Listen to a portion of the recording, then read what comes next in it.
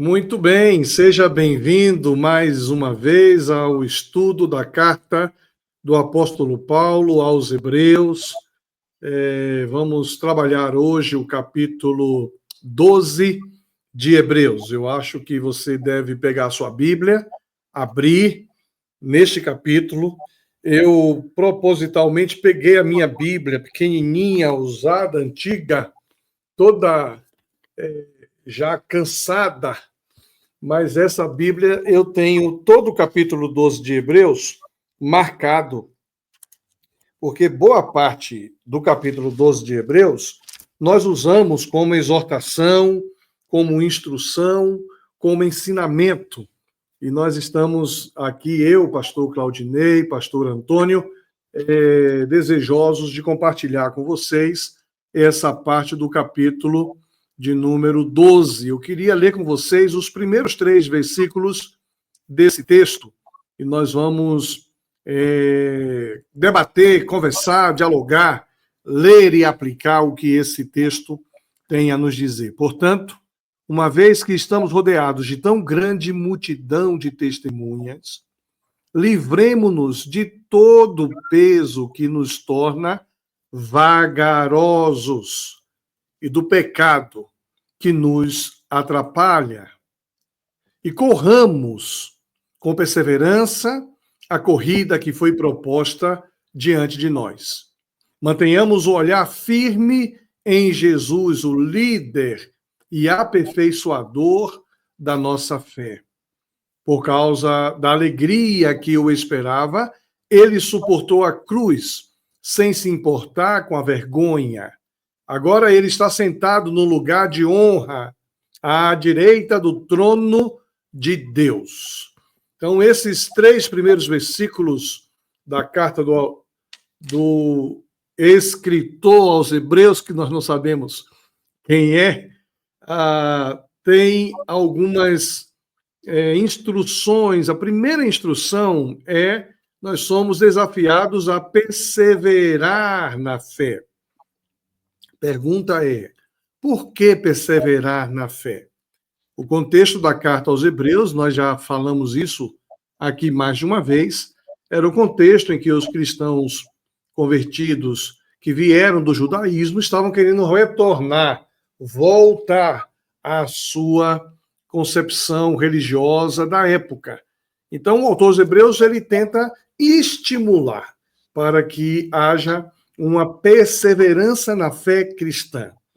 E aí ele cita que nós estamos rodeados de uma tão grande nuvem de testemunha. Quem são essas testemunhas? Eu penso aqui, colegas pastores, que nós podemos ter a opinião comum sobre as testemunhas, né? Mas há quem pense que essas testemunhas são outras além dessas que a gente comumente costuma entender que seja. Então, vamos ouvir aqui os nossos colegas pastores, na opinião de vocês, quem são as testemunhas que o autor aos Hebreus cita aqui no versículo 1, capítulo 12? Eu entendo que seria, no primeiro momento, olhando para o texto, seria aquelas que foram mencionadas no capítulo 11, aqueles que fazem parte da galeria da fé.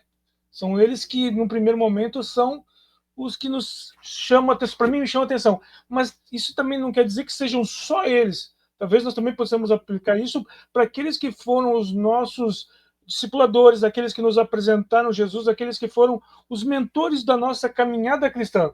Também são aqueles que são aquelas testemunhas que nos são os exemplos que também precisamos estar seguindo, que fazem parte desse núcleo de testemunhas, né? Eu ampliaria um pouquinho nesse sentido. Muito bem. Pastor Antônio, o que é que o senhor acha? Eu compreendo que eu concordo em parte com o que o pastor Claudio falou. É claro que podemos contemporizar, né? Todo texto bíblico pode ser trazido para a contemporaneidade, mas a primeira regra da hermenêutica é que o texto original tem um sentido, que é o sentido dado pelo autor quando escreveu o texto. Então, o sentido dado pelo autor quando escreveu o texto é primeiro século. É o contexto do primeiro século. Então, esta grande nuvem de testemunhas, possivelmente, vou dizer o pensamento de Lutero, Calvino e Augusto Strong, que é o maior teólogo sistemático batista. Eles vão dizer, os três, porque eu já preguei nesse texto, por isso estou lembrando isso. Então, está até na minha Bíblia aqui, no rascunho, no rodapé. Estes três vão dizer que essa grande luta, aqui a Bíblia não era dividida por capítulo e versículo, né? Quem dividiu isso aqui foi no 1551, quem dividiu a Bíblia capítulo e versículo foi Roberto Stefanos, que era italiano. Em 1551 dividiu a Bíblia em capítulos e versículos. Então, a Bíblia era um texto seguido. Não tem, portanto, não havia esse capítulo 12, né? Isso é divisão capitular, só tem 500 anos. Então, é a sequência do capítulo 11. Então, portanto, chama a atenção para os heróis da fé. Essa grande dúvida de testemunha que são os heróis da fé do capítulo 11. É o pensamento de Lutero, Calvino e de Augusto Strong, e da maioria dos teólogos sistemáticos, né? Então, agora, naturalmente, se trouxer para hoje, a gente pode trazer, contemporizar o texto. Mas a linha hermenêutica é que a compreensão do escritor ao escrever referia-se às pessoas que viveram antes dele ter escrito, né? Então, isso, o contexto imediato aponta para os heróis apresentados, né, como nossa compreensão comum aponta no capítulo 11. Os exemplos desses nos encorajam a perseverar e nós somos estimulados a olhar no contexto imediato do texto, são os 11.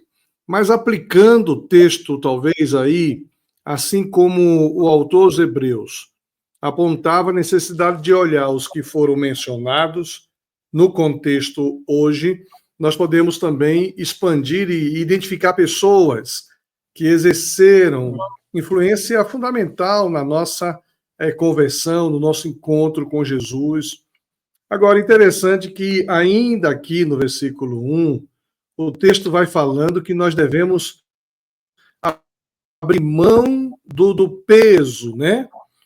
Abrir mão, livremo-nos de todo o peso que nos torna vagarosos. Essa necessidade de nos livrarmos do peso do pecado que nos prende, que nos acusa, que nos impede de avançar na fé cristã. E os versículos 2 e 3 apontam para Jesus, o nosso maior exemplo, né? Jesus vai ser o nosso maior exemplo.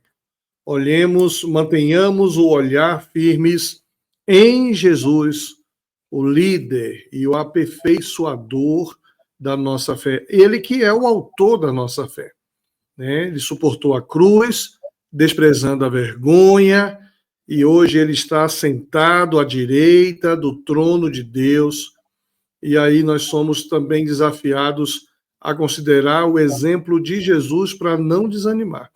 Agora, esse exemplo de Jesus é um exemplo que aponta para um momento de humilhação, aponta para um momento de sacrifício, aponta para um momento de morte, de dor, de sofrimento, coisa que a nossa sociedade tem muita dificuldade de aceitar e ver como sendo algo positivo. Até aqui na mídia social, nos canais do YouTube, existem inúmeras pregações anunciando um evangelho diferente desse de Jesus, que Jesus sofreu, o preço que ele pagou, o que ele suportou. Na opinião de vocês, o que Jesus suportou se constitui um padrão para aqueles que vão segui-lo, para nós que o seguimos, vamos sofrer também? Que tipo de sofrimento nós vamos sofrer? Não também no contexto imediato do texto, mas também vindo para um contexto mais amplo hoje. O que é que vocês poderiam acrescentar aqui para aquelas pessoas que nos acompanham neste momento? Eu entendo que como nós temos esse padrão, né, a gente tem um modelo para estar seguindo, e Jesus nos dá esse exemplo, porque precisamos estar focados para onde a gente quer ir. A gente precisa entender que Jesus tinha um propósito. Ele não parou no meio do caminho para as distrações, mas ele sabia exatamente o que ele ia enfrentar, o que ele ia sofrer e do que ele estava abrindo mão. E aqui também, quando eu penso aqui, quando livrar-me de tudo, de todo o peso, também penso que não é só o peso do pecado que nos atrapalha. Existem coisas que não são pecado e que nos atrapalham, que nos tiram o foco de olhar para Cristo. Então, acho que a gente precisa ter em mente esse olhar para Cristo de uma forma o Cristo da Bíblia, o Cristo que está no texto bíblico, essa mensagem que tem um desafio e que a gente não tem uma promessa de uma vida no mar de rosas, mas uma vida de um compromisso, que vão existir desafios, que vão haver lutas, mas que a gente tem um propósito do qual que a gente quer chegar, quer dizer, a salvação. Jesus tinha bem certo o que ele queria. Ele queria cumprir a vontade do Pai, e essa vontade do Pai nos levaria a um relacionamento profundo com Deus. Ele nos resgataria através desse todo esse processo. Ele sabia. Então a gente também precisa entender que para o que Deus tem para nossas vidas, nós vamos ter que enfrentar os desafios, abrir mão daquilo que nos atrapalha. O pecado é algo que nós precisamos não podemos negociar. Eu acho que a grande questão é, não podemos negociar com o pecado. O pecado ele não pode ser uma questão negociada. A gente precisa ter uma vida que seja desafiada dia após dia, tirar ele da nossa vida, tirar do nosso cotidiano, tirar da nossa prática ou dos acidentes que a gente possa cometer no nosso dia, quer dizer, sermos desafiados nesse processo de estarmos olhando para Cristo. Cometer ou sofrer, né? Acidentes que a gente vai cometer ou sofrer. Hein, pastor Antônio? Agora é interessante que tem a conjunção e do pecado, né? Que o texto diz, desembaraçando de todo o peso e do pecado. O pecado é um adicional, porque eu lembrando que a palavra pastor quis na introdução, ele foi muito feliz, porque a carta aos Hebreus, a missiva aos Hebreus, é uma carta em resposta aos judaizantes. Quem lê essa carta tem que lembrar da carta aos Gálatas, que Paulo escreveu para combater os judaizantes, que diziam que precisava, mesmo os alcançados pela fé em Cristo, precisavam guardar a lei para ser salvos. Então, daí porque o escritor da carta aos Hebreus quer mostrar a ineficácia da lei diante da supremacia da graça. Então, quando fala do peso, é uma palavra usada por Jesus. Jesus falou que os fariseus colocavam pesos pesados sobre os ombros dos homens. Em Mateus 23, Jesus critica, dizendo, ai de vós, fariseus hipócritas, porque vocês colocam fardos pesados sobre os ombros dos homens, mas nem com dedos quereis movê-los. Então, havia o peso da lei, o peso do cerimonialismo judaico, tudo aquilo era pesado. A graça é suave, né? A lei era pesada, punitiva, a graça é perdoadora, é excepcionante, é misericordiosa. Então, havia esse peso da lei, do jugo da lei e do cerimonialismo da lei. Por isso, Jesus disse que os fariseus hipócritas colocavam pesos, grandes pesos, Mateus 23, 4, sobre os ombros dos homens, mas nem com o dedo queria movê-los. Então, é possível que o escritor aos Hebreus pensou também do peso da lei e do cerimonialismo, desembaraçasse disso, diante da supremacia da graça de Deus. Muito bom. Agora, eu vou entrar no versículo 4 aqui, eu vou pedir até ao pastor Antônio, pela sua experiência, eu fiz um link. Pode ser que eu esteja equivocado, não cheguei a estudar. O versículo 4, ele diz assim, olha, afinal, ainda não chegaram a arriscar a vida na luta contra o pecado. Essa versão que nós estamos usando é a NVI.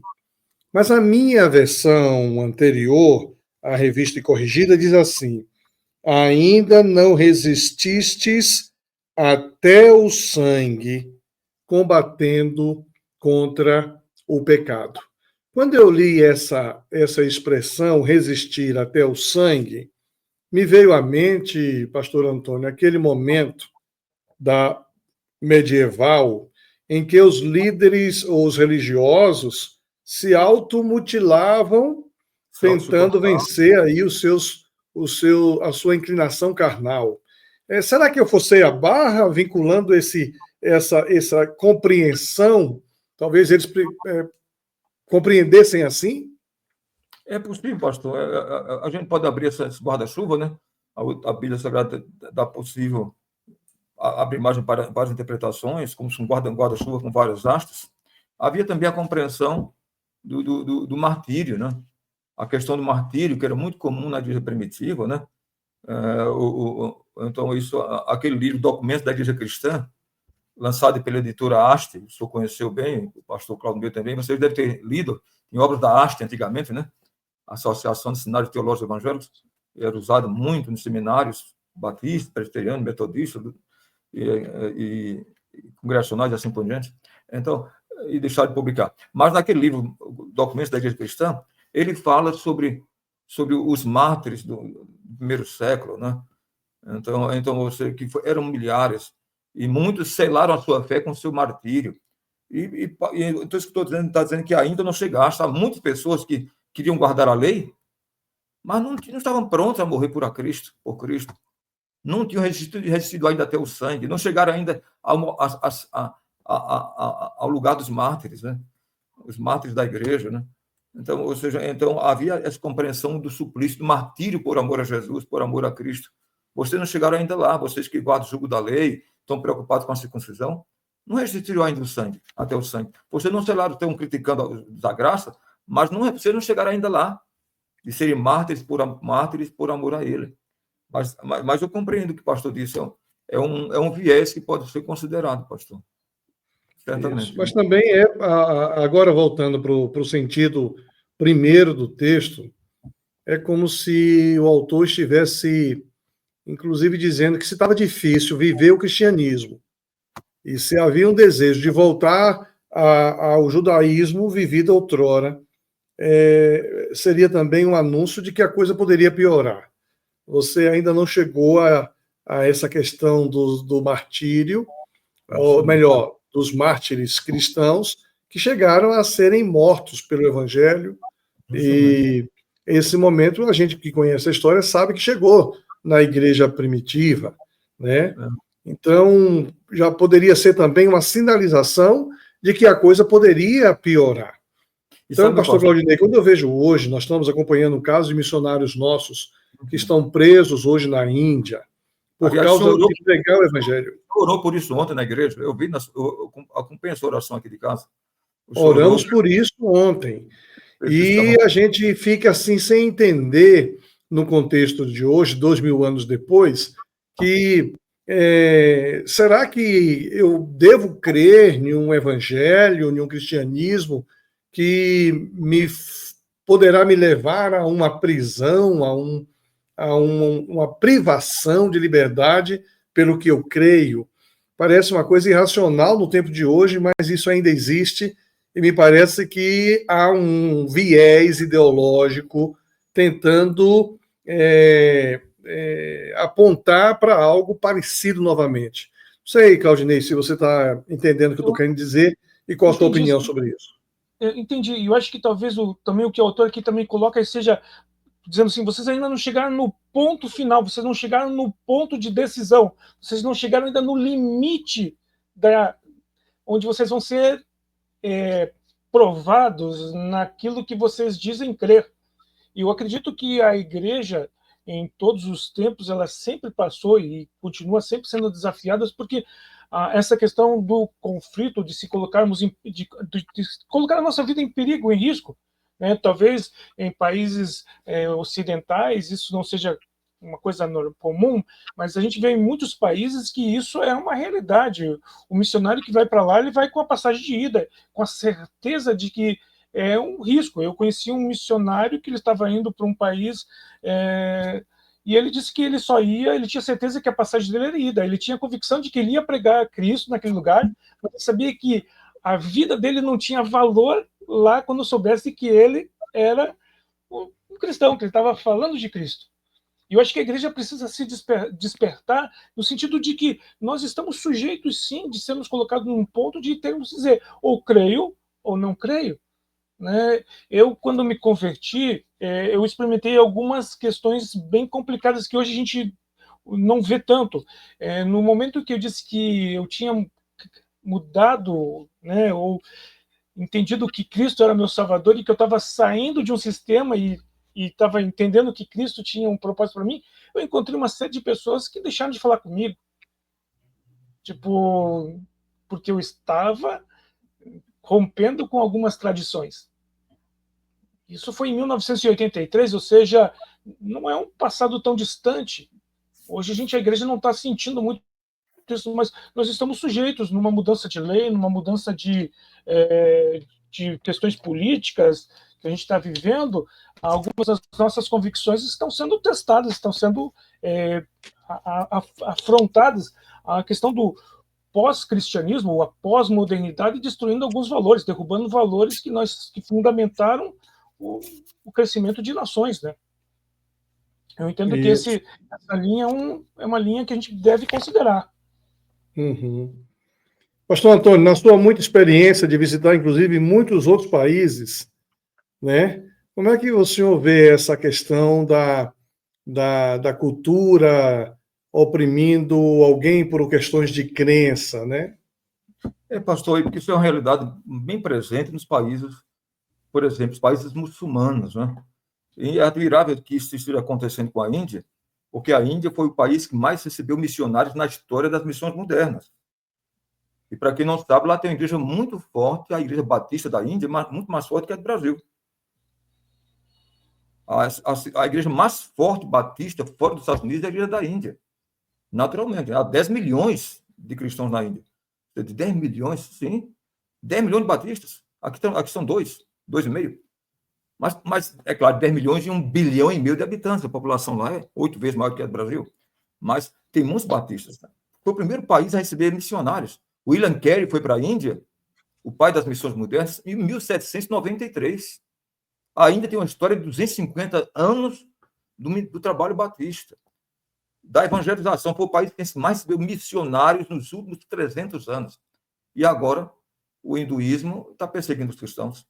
É admirável. E Bangladesh também, já pertenceu à Índia. Mas em 1947 se emancipou da Índia. E agora é uma nação. Então, mas a origem étnica, eles são hindus. Então, é admirável isso. Então, o que é comum e quase normalesco, quem aceita Jesus no país muçulmano sabe que vai aceitar Jesus, mas ele sabe o que ele espera. As provações, as perseguições, o que não é comum aqui. E talvez, eu creio, em simbiose com o pensamento do pastor Claudinei, com o pensamento do pastor Euquias também, é que essa falta de perseguição leva a igreja a uma situação não é de letargia, mas a gente muitas vezes vive no cerimonialismo, existe muita vida no culto em si, no culto da igreja, mas no dia a dia, ou seja, nós não estamos contemplando um avivamento mundial ou no mundo ocidental, né? Um avivamento que balançou as estruturas, como na época de Charles Finney, do século XIX, com o grande pastor, o grande pastor batista, marcou a história do cristianismo do século passado, do século XIX, 200 anos atrás, foi do Wally Mahmoud. Teve pregação de Moody, se converter 30 mil pessoas, sem usar nenhum instrumento da mídia que nós temos hoje. Então, era a época dos grandes avivamentos. Então, mas hoje não. A gente passa uma vida cristã, essa norma de vida cristã que temos é louvável, glória a Deus.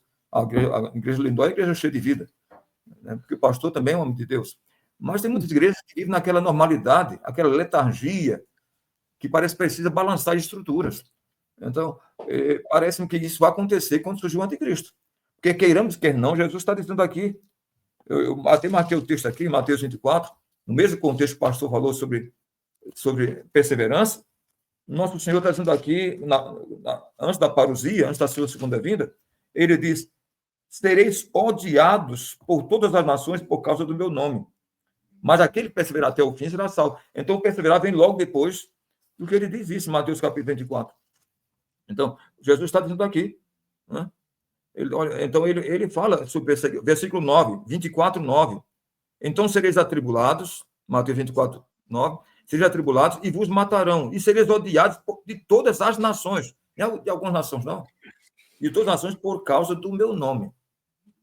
Aí ele vai dizer depois, versículo 13, aquele, porém, que perseverar até o fim.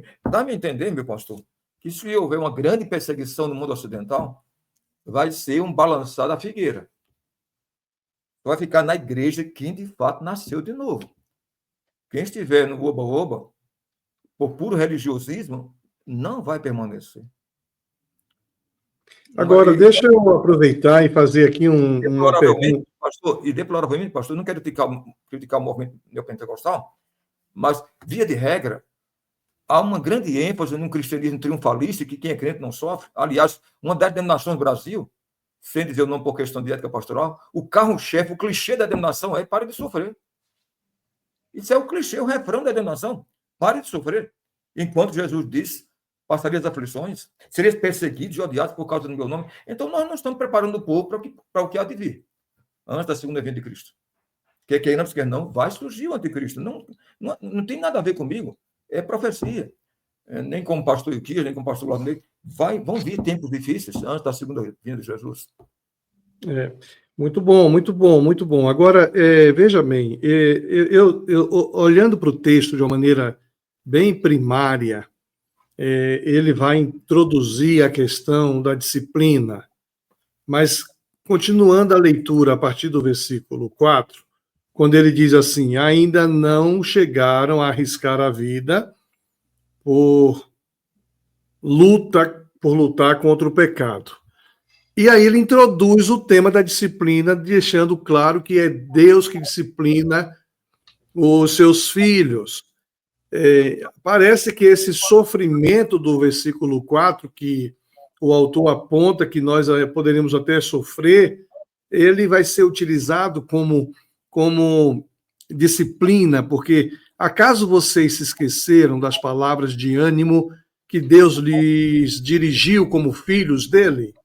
Ele disse, meu filho, não despreze a disciplina do Senhor, não desanime quando ele o corrigir, pois o Senhor disciplina quem ele ama e castiga todo aquele que o aceita como filho. E ele discorre sobre o tema da disciplina até o versículo 11. Então, será que essa perseguição, essa oposição, e veja, vamos trazer para o Brasil aqui a chamada ação contrária ao discurso de ódio. Então, veja, essa ação contrária ao discurso de ódio, ela vai, de alguma forma, atingir o princípio de se pregar salvação, não salvação, salvação, perdição, céu, inferno, bênção, castigo. Então, esse link que o autor faz do versículo 4 para essa seção do versículo 5 até o 11, falando da disciplina, é como se houvesse uma permissão da parte de Deus, ou Deus utilizaria, inclusive, esse contexto como algo disciplinar. Então, eu queria ouvir a opinião de vocês, e, lógico, podem ir além da minha pergunta, viu? Podem comentar até algo que lhes chama a atenção nessa sessão aí do versículo 4 ao 11. Meu pastor, se olharmos bem, versículo 5 até o versículo 11, é uma perícope. Como não havia versículo no texto original, não havia nem capítulo nem versículo, é uma perícope, é uma unidade textual. O texto todo fala de disciplina do 4 a 11, do 5 a 11. Então, é uma perícope única. Né? Não havia unidade, não havia essa separação de versículos, conforme nós concebemos hoje. Então, temos que compreender que, muitas vezes, o próprio sofrimento pode ser usado como disciplina, com um propósito maior. Porque até a disciplina de Deus o glorifica, magnifica o seu nome. Né? Podemos ver que Deus usou o próprio Nabucodonosor para levar o seu povo para a Babilônia. E o Senhor vai dizer em Jeremias, vai chamar Nabucodonosor de meu servo. Mas como é que o Senhor chamado Nabucodonosor de meu servo? Porque ele foi o chicote de Deus contra Israel. Depois, Deus destruiu Nabucodonosor. Então, ou seja, Deus pode fazer isso. Deus pode usar a disciplina com um propósito maior que a manifestação para a magnificação do seu nome, né? Para enaltecimento do seu nome. Então, isso é difícil nós muitas vezes compreendermos, porque hoje é mais fácil nós compreendermos um cristianismo, ou seja, que a gente vai, de alguma forma, fazendo tudo para o conforto das pessoas, né? Via de regra. Um cristianismo que a gente tenta atenuar o fardo, né? Até em igreja é difícil tratar a disciplina em igreja, né, pastor? É uma coisa dificílima. Muito difícil. As pessoas hoje, as pessoas são muito sensitivas hoje. Por qualquer coisa sai da igreja. Eu lembro de uma ocasião que uma senhora, quando eu pastoreava a igreja no Rio, era uma igreja grande, tinha quase 1.000 membros, e uma senhora imponente, importante da igreja, muito relevante, muito fiel ao dízimo, aliás, ela tem um contributório, e ela deixou de falar comigo por uns 6 meses, deixou de ir à igreja. Aí, como a igreja era grande, não percebi de imediato a ausência dela. Depois eu procurei no apartamento dela, disse, mas por que a senhora deixou de ir à igreja? Disse, não, porque uma certa feita eu passei na porta e o senhor não apertou minha mão. A igreja tinha quase 1.000 pessoas, ela passou, não vi. Por não apertar a mão dela, ela ficou com raiva de mim por 6 meses. Então, ou seja, hoje a pessoa, se o pastor aqui não disser bom dia, a pessoa fica com raiva dele. Quer dizer, então, ou seja, criamos um cristianismo que por qualquer razão se machuca, se magoa. Por isso que há essas pessoas, o que se chama hoje de nomadismo religioso. Né? Então, há isso, há um tipo de nomadismo religioso, pessoas que ficam como macacos pulando de um galho para outro, por qualquer razão, sai da igreja e vai para outra. Esse nomadismo religioso mostra que as pessoas não têm muita segurança, não estão prontas a nenhum tipo de correção de Deus. Né? Então, eu vejo esse texto, pastor, que muitas vezes é difícil. É difícil porque nós não temos nem pastores, nem líderes, nem nenhum de nós. Faz parte da nossa natureza como ser humano. Nós não somos afeitos à dor. Nós não somos afeitos à correção. Não é? Então, e o cristianismo, via de regra, não tem se preparado para isso. Pelo contrário, o próprio Freud vai dizer que essa questão de quem inventou o pecado quem inventou a punidade foi o protestantismo. Ele diz isso na obra dele, Futuro de Ilusão, Sigmund Freud, 1927. Quem inventou a punição, a ideia de punidade, vem do cristianismo. Né? Para fazer os fiéis sofrerem. Quer dizer, não foi o cristianismo, né? Ou não foi a igreja. Faz parte da revelação bíblica. Então, pastor, esse assunto é tão relevante. Eu não vou tomar muito tempo, não, porque seria injusto. Deus quer que o senhor fale, e o pastor Claudinei. Mas, lembrando, pastor, com a sua permissão, esse texto, quando o texto diz, aqui, versículo 5, só leu, estás esquecido da exortação como filhos, que discorre convosco, filho meu. Ele está fazendo uma citação de Provérbios 3, é o mesmo versículo, de Provérbios capítulo 3. É o mesmo Provérbios 3, é o mesmo versículo aqui. Então, o escritor aos Hebreus está citando Provérbios, capítulo 3, versículo 11. Filho meu, não rejeita a disciplina do Senhor, Provérbio 3. Nem te enfades quando por ele for repreendido, porque o Senhor repreende aquele que ama, e assim como o pai ao filho a quem quer bem. Então, ele está fazendo a citação de Provérbios e também está fazendo a citação de Jó.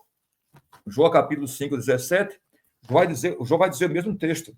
Bem-aventurado o homem a quem o Senhor disciplina, não despreze depois a disciplina do Todo-Poderoso, porque ele faz a ferida e ele mesmo a ata, ele fere e suas mãos a curam.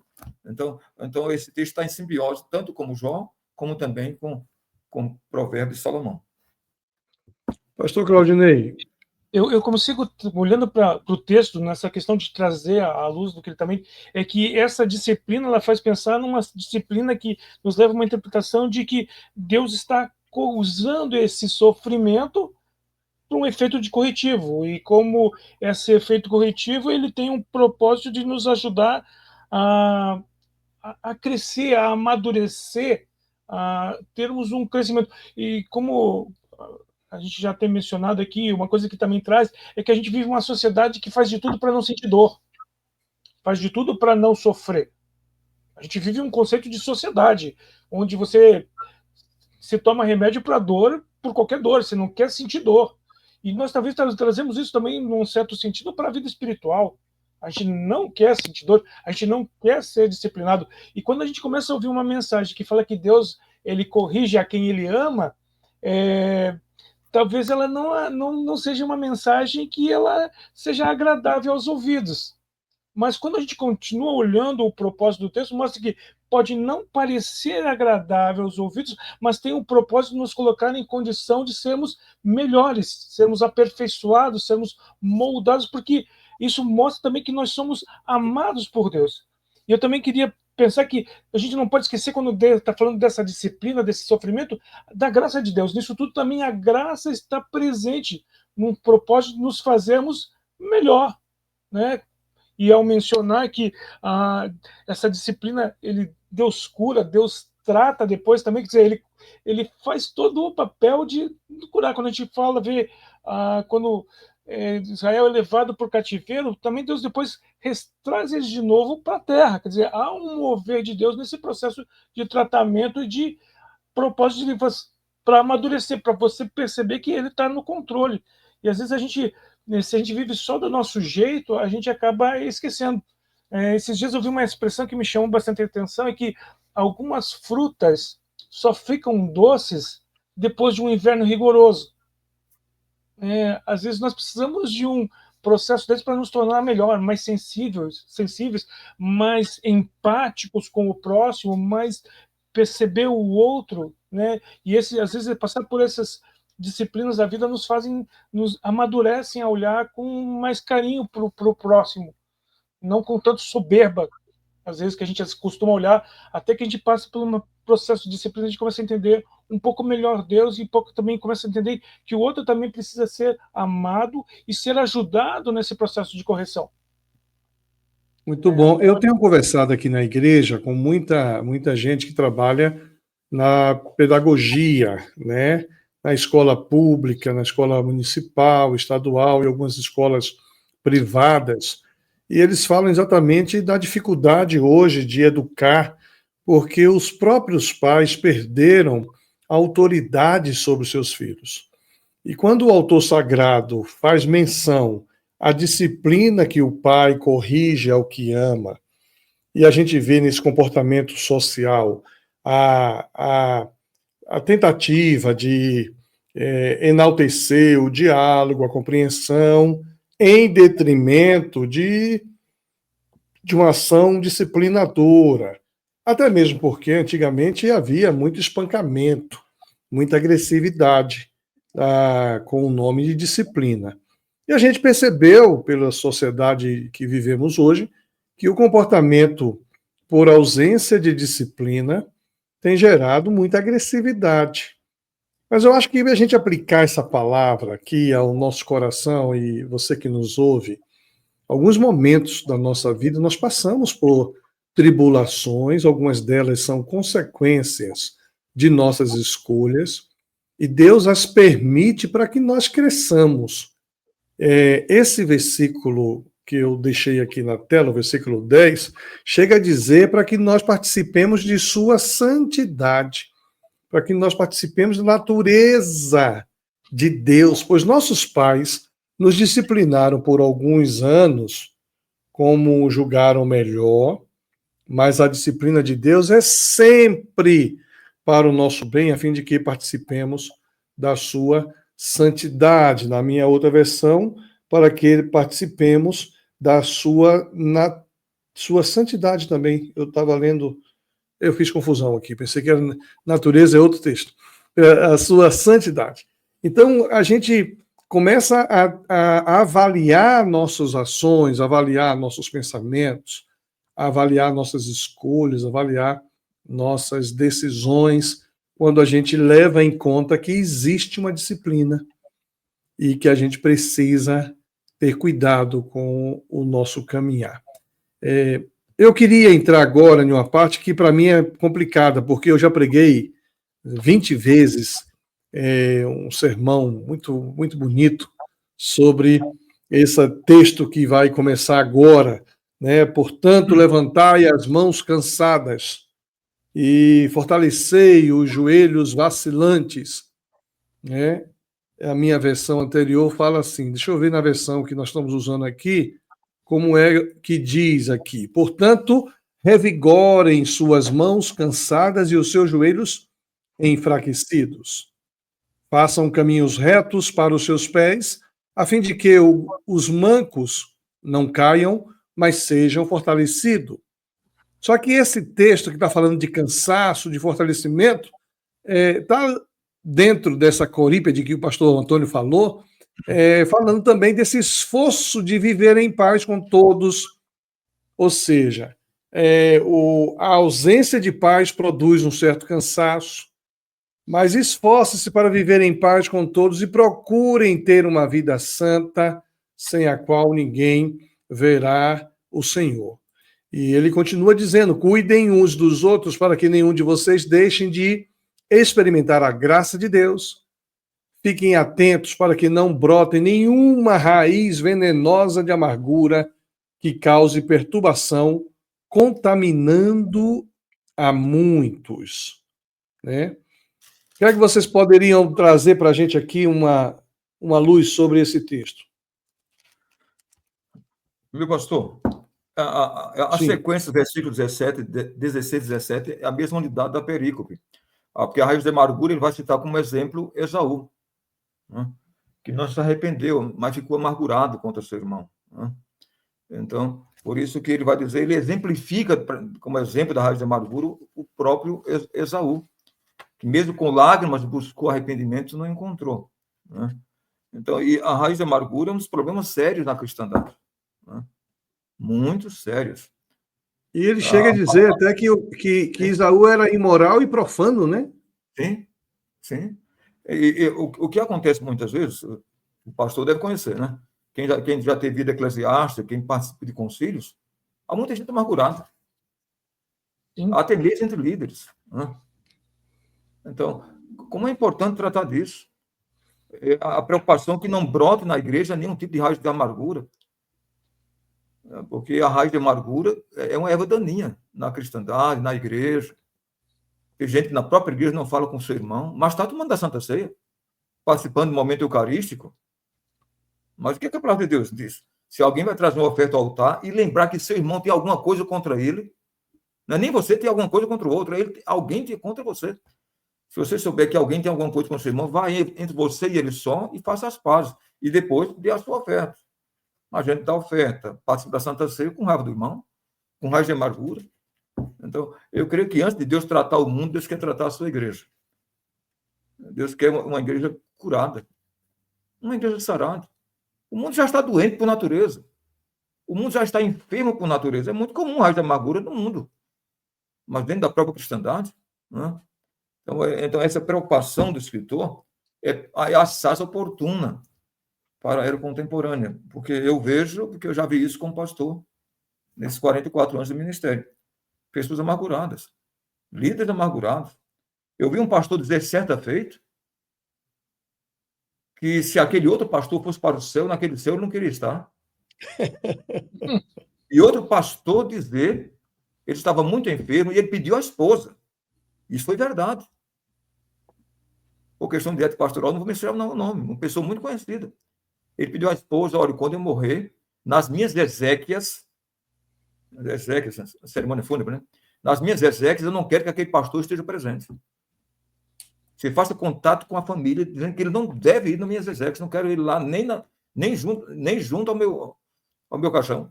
Quer dizer, se eu partir para a eternidade desta forma, então, ou seja, então mostra a que situação chegamos. Né? Então, essa preocupação com a raiz de amargura na igreja é muito importante para o mundo hoje. Né? Temos leveza na alma. Se temos alguma coisa contra o irmão, perdoa, deixa nas mãos de Deus. Segue adiante, joga esse fardo fora. Jesus nos ensina isso, né? Então é necessário jogar esse peso fora. Porque eu vejo com preocupação, pastor. Estou falando agora da questão do pastoral, né? Esquecendo um pouco da teologia sistemática, olhando para a teologia prática. Isso é uma questão nevrálgica. Agora, uma coisa importante, pastor Claudinei, é que ele não fala da amargura, ele fala da raiz de amargura. É como se a gente se preocupa com as manifestações crescentes da amargura, que é a ira, a gritaria, a brutalidade, a ignorância, e a gente precisa olhar para a parte inicial, primeira, né? Como o pastor Antônio falou, aquilo que faz brotar a amargura. Faz brotar.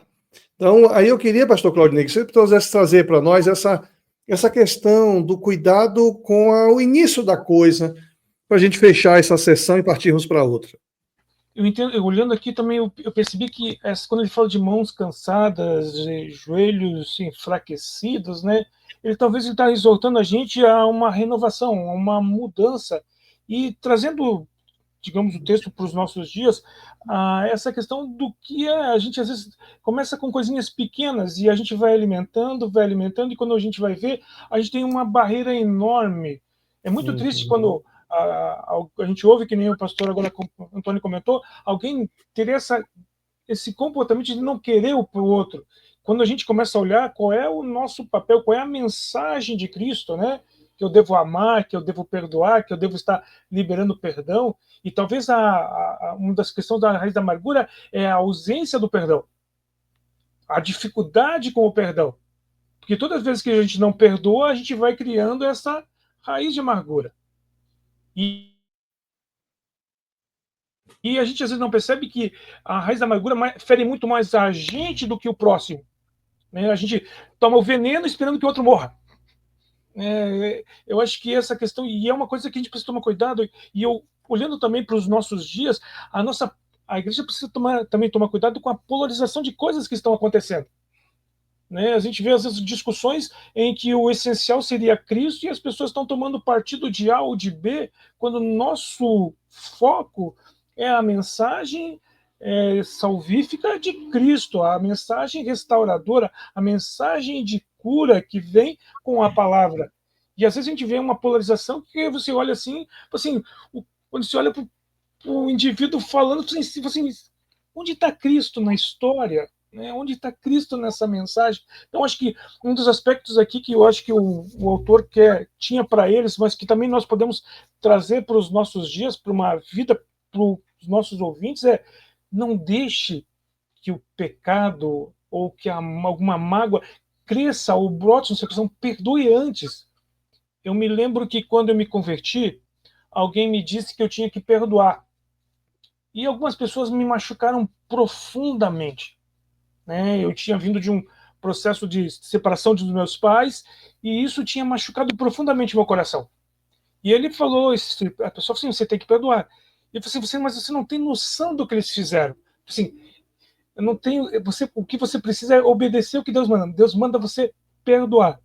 E eu me lembro que eu fiz isso num primeiro momento como uma declaração apenas das palavras, dizendo uma intenção do meu coração de perdão.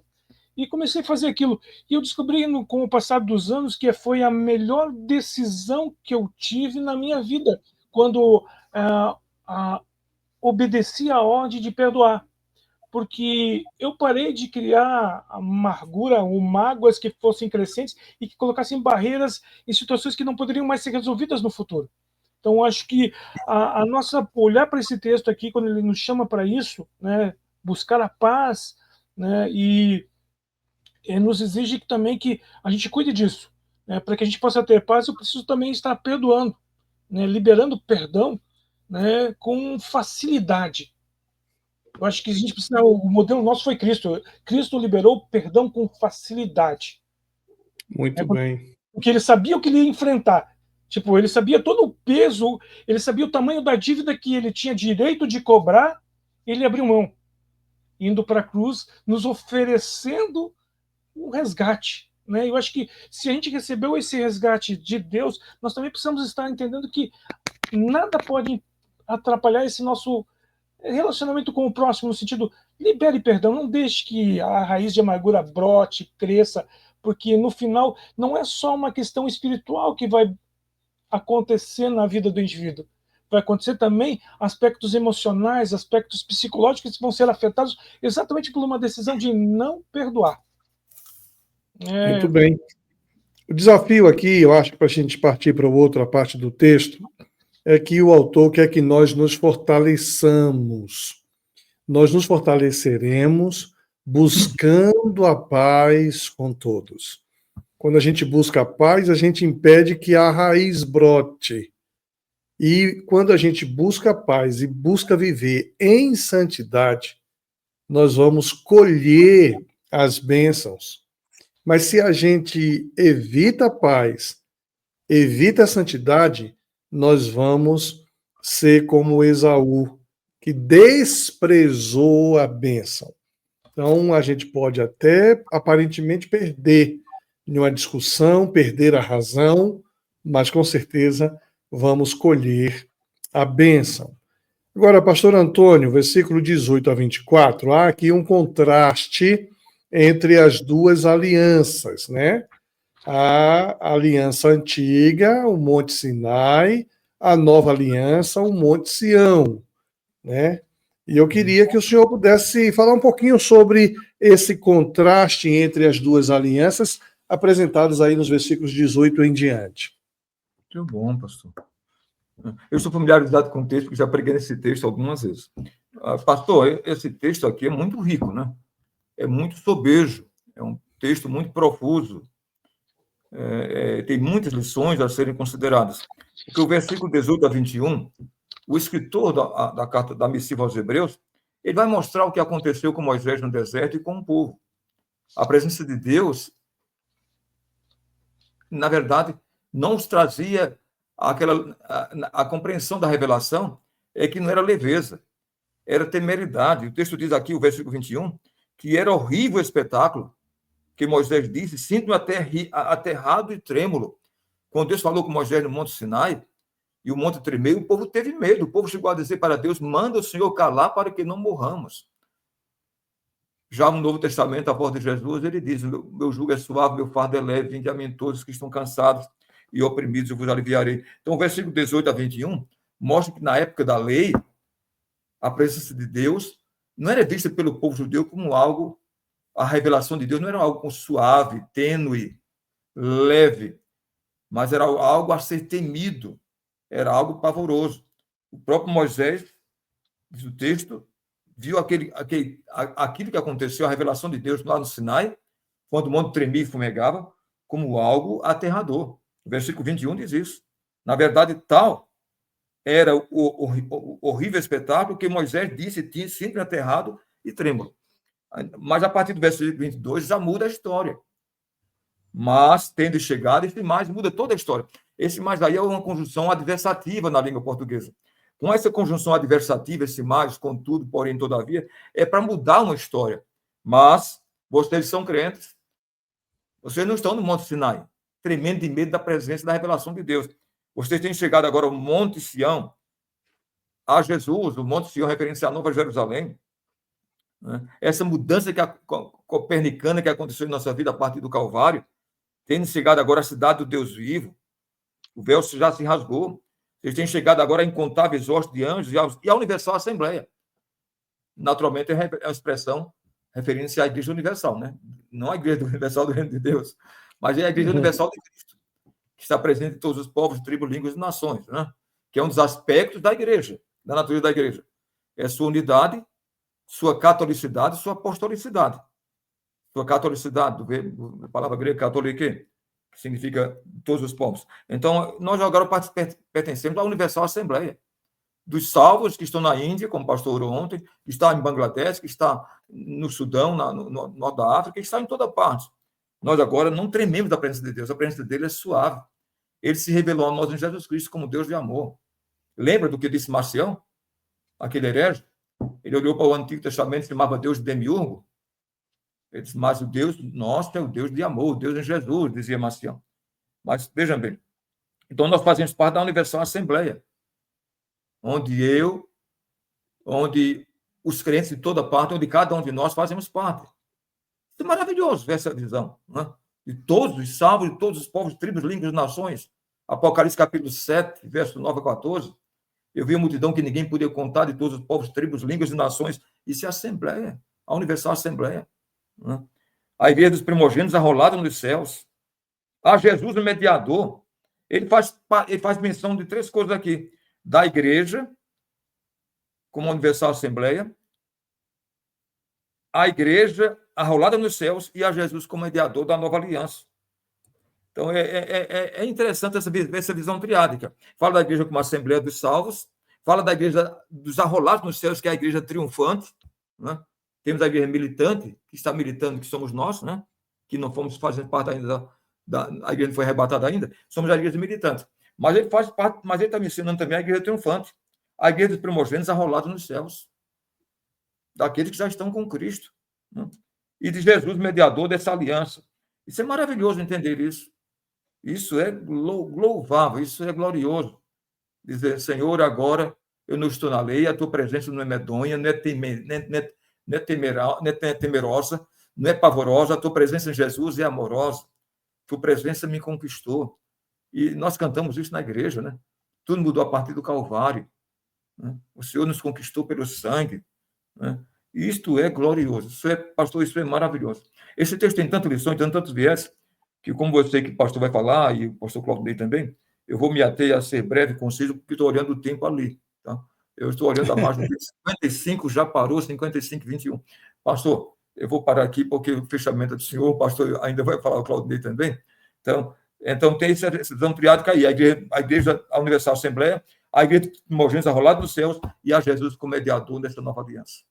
Muito bom, muito bom. Eu vou fazer o seguinte, pastor Claudinei, eu vou ler os últimos versículos deste capítulo, e aí o irmão vai fazer o comentário já fazendo suas considerações finais, porque a gente quer pelo menos fechar todo o capítulo hoje.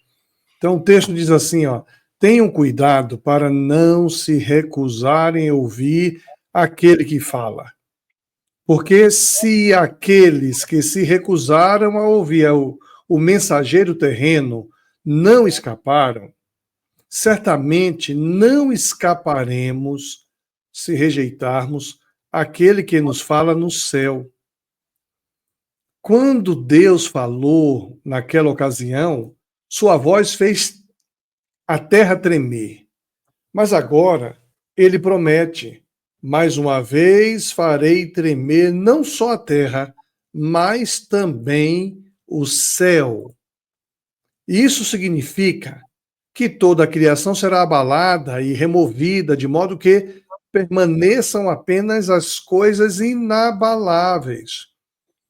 Uma vez que recebemos um reino inabalável, sejamos gratos e agrademos a Deus, adorando-o com a reverência e santo tremor, porque nosso Deus é um fogo consumidor.